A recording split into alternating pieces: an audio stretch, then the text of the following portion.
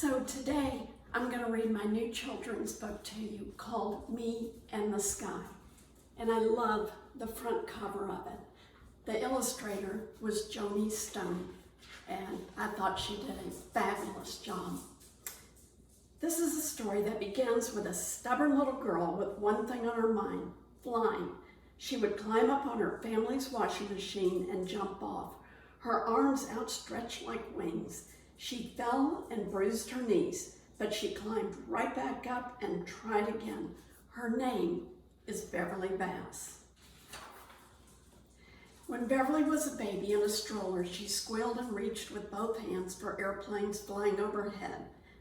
When Beverley got a little older, she talked her Aunt Ginger into taking her out to the airport at night to watch the airplanes take off and land. When she was a little older still, Beverley asked her daddy if she could take flying lessons when she turned 16. He shook his head. He was sure that flying was only the passing fancy of a little girl with a big imagination. But Beverley would not give up on her dreams. Remember the washing machine? She looked up into the sky and knew she had to go there. It was such an unusual aspiration for a young girl that she didn't talk about it much with her friends, but her determination never wavered. When she was 19, Beverley decided she could wait no longer. She drove herself to the airport and signed up for flying lessons. Beverley had been flying an airplane since she was little. Just walking into the small airport terminal in her hometown of Fort Myers, Florida, got her heart beating fast. And when the engines revved and the propellers whirled and the plane began rolling down the runway faster and faster, Beverley's heart swelled up so much she thought it would burst. Her heart was pounding the day she climbed aboard the small trainer plane for her first flying lesson. She had no idea her instructor was going to let her hold the controls. She wrapped her hands around the yoke. At last, she was where she had dreamed of being all her life, in the pilot's seat of an airplane. And I'll show you that nice picture.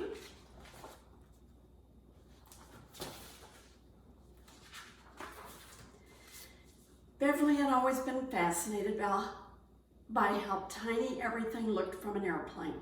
And it was even more striking when she was the one doing the flying. She gazed down at the top of trees and at cars so small they looked like toys. She saw houses with tiny swimming pools and tinier people. They flew over the beach. Look, white seagulls floating way down below the plane. Beverly's smile grew so wide that tears came to her eyes. She felt as if she were floating. When she got home that evening, Beverley said to her parents, "I'm going to fly for the rest of my life." She was a natural, fearless, confident, and eager to learn. It wasn't long before Beverley was allowed to fly all by herself with no instructor on board the airplane. When she flew over her house, her mother would run outside and wave. Her parents were proud of their daring daughter.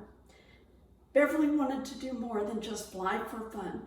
She wanted to be an airline pilot, the kind who wears a uniform and flies big airplanes filled with people. What an idea. Everybody knew airline pilots were men, not girls. People felt safe in planes flown by men. Who would feel safe with only a girl in the cockpit?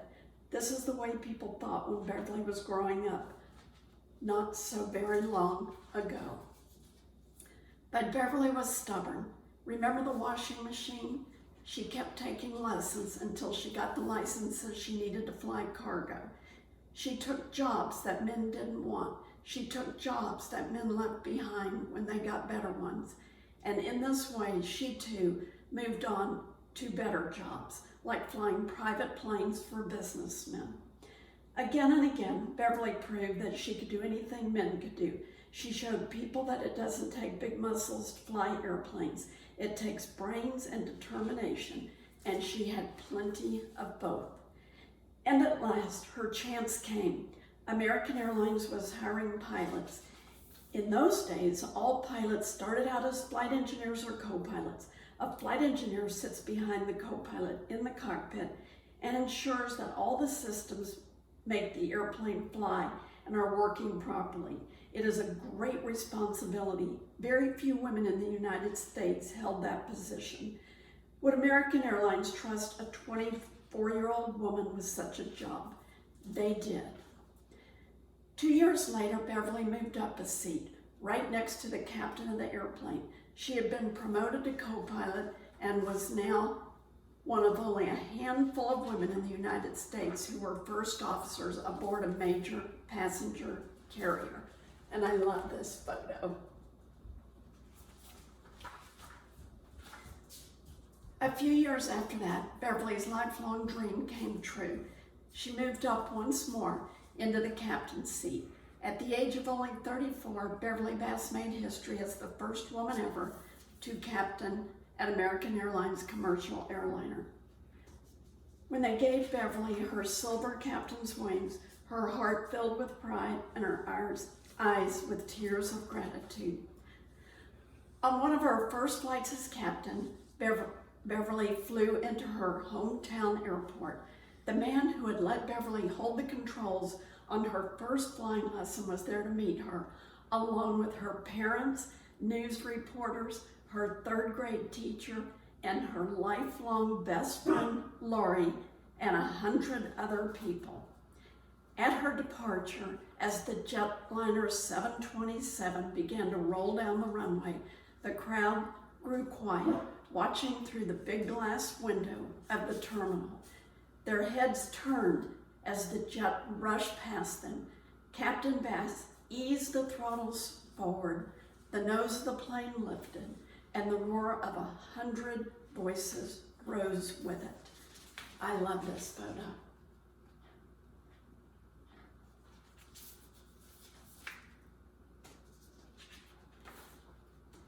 The little girl who used to jump off her mother's washing machine grew up to make history. She was the first female captain of American Airlines Boeing 727 and then of an American Airlines Boeing 767. She was the first female to captain an all-female flight crew for American Airlines and was also the first female check airwoman, teaching other pilots to fly the big aircraft. Oh, and the little girl who was told that girls can't fly the big airplanes, she was the first female to command a Boeing 777, the largest twin jet in the world for an airline. Never let anyone tell you you can't, Beverley says. Can't is the worst word in the English language.